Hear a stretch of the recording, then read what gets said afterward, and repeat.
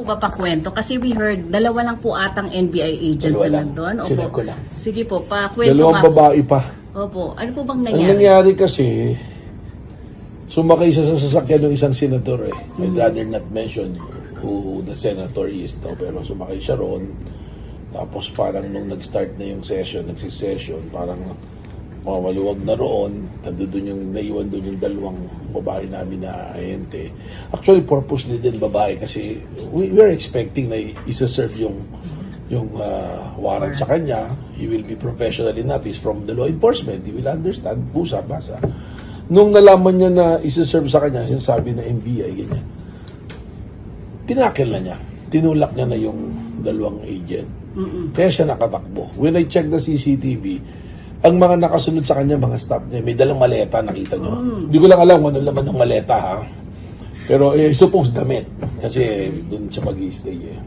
Dala yung maleta, pumasok siya sa kwarto. Pag sinundan mo hindi totoo yung sinabi niya doon sa floor na tinakil siya, nag-wrestling sila.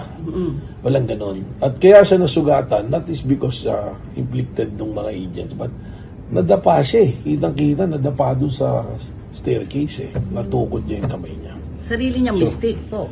Well, I will not call it a mistake kasi tumatakbo siya. He's literally evading arrest. You know?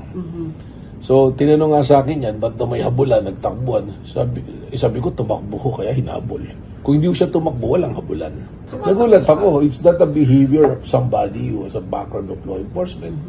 Yung mga tumatakbo, yung may background ng criminality, di ba? Yung mga tumatakbo sa batas. So, mali pala yung assessment and expectation ko na pagka medyo babae siguro yung mag-serve, medyo matutone lang, ganyan, kaysa sa malalaki na agent natin yung ilagay natin doon sa point of entry.